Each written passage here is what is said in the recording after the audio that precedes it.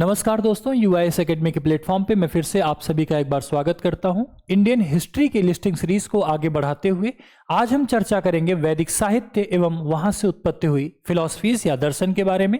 ये पीडीएफ आपको हमारे एप्लीकेशन सुमित स्टडी पॉइंट पर फ्री ऑफ कॉस्ट में अवेलेबल है। आप इसका डाउनलोड करके देख सकते हैं।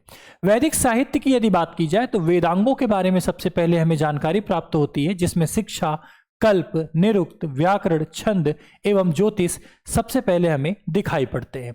वेदों की बात की जाए तो सबसे पहले उपनिषद के बारे में हमें यहाँ चर्चा करना जरूरी है। उपनिषद बेसिकली दार्शनिक सिद्धांतों पर आधारित है, जिसका अर्थ होता है गुरु के समीप बैठना। यदि हम बात करें उपनिषदों में तो प्राचीनतम दार्शनिक विचारों के संग्रह के रूप में इसको देखा जाता है। बृहदारण्यक एवं छांदोग्य उपनिषद सबसे प्रसिद्ध उपनिषदों में से माने जाते हैं। विश्व उत्पत्ति के रहस्य एवं उसके सिद्धांतों का विवरण हमें उपनिषदों में दिखाई पड़ता है। मुंडकोपनिषद अकेले सत्य की विजय होती इसके बारे में बताया गया है। सत्यमेव जयते आपने हमेशा देखा होगा, जाना होगा।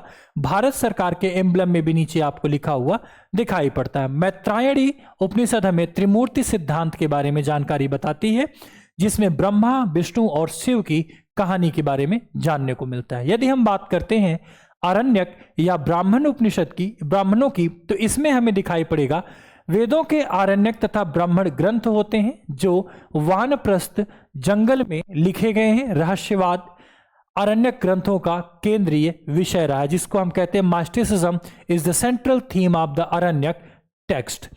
ब्राह्मण ग्रंथों में कर्मकांडों का विवरण दिया गया है। सभी वेदों के ब्राह्मण और आरण्यक ग्रंथ हमें दिखाई पड़ते हैं। यदि दार्शनिक पक्ष की चर्चा करें तो आर्यों का ईश्वर तथा आत्मा पर विश्वास, पुरुष प्रधान देवताओं की पूजा, स्वर्ग तथा अमृतत्व की कोई परिकल्पना नहीं थी। इस समय में हमें दर्शन में सांख्य, योग, न्याय, वैशेषिक, मीमांसा एवं वेदांत के दर्शन हमें दिखाई पड़ते हैं। ऋग्वेद अपने आप में कई सारी चीजों का वर्णन करता है और यहां से प्रश्न अक्सर आपके प्रारंभिक परीक्षाओं में पूछा जाता है।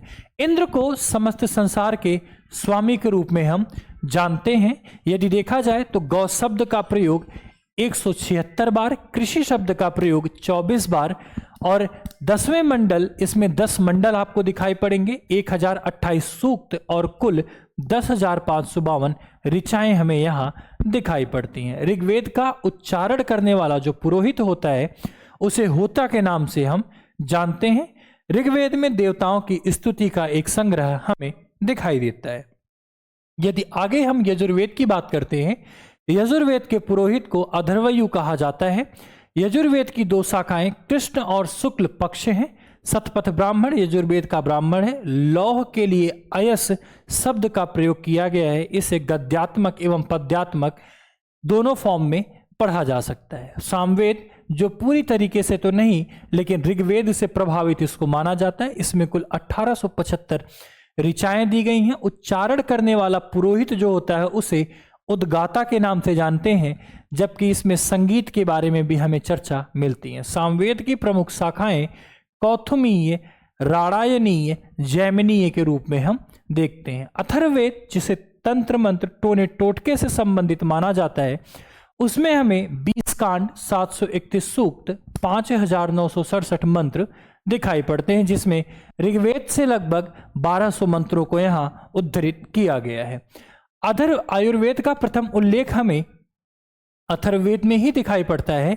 सभा तथा समिति ये प्रजापति की 2 पुत्रियां हैं, इसके बारे में भी वर्णन हमें कहाँ अथर्ववेद में देखने को मिलेगा। जादुई माया, वशीकरण का वर्णन भी हमें यहाँ दिखाई पड़ेगा। अथर्ववेद का उच्चारण करने वाला पुरोहित ब्रह्म के नाम से जाना जाता है। तो हमने आज की क्लास में अथर्ववेद, ऋग्वेद, यजुर्वेद, सामवेद से संबंधित जो प्रमुख घटनाएं हैं, जो प्रमुख तथ्य हैं, उनके बारे में संपूर्ण जानकारी प्राप्त की। आगे हम आपको इसी तरीके से क्रम में सारी चीजों की जानकारी इतिहास से संबंधित बताते रहेंगे। मिलते हैं अगली क्लास में। आप इस पीडीएफ को हमारे एप्लीकेशन सुमित स्टडी पॉइंट से डाउनलोड कर सकते हैं। तब तक के लिए थैंक यू, टाटा, bye bye, have a nice day, जय हिंद।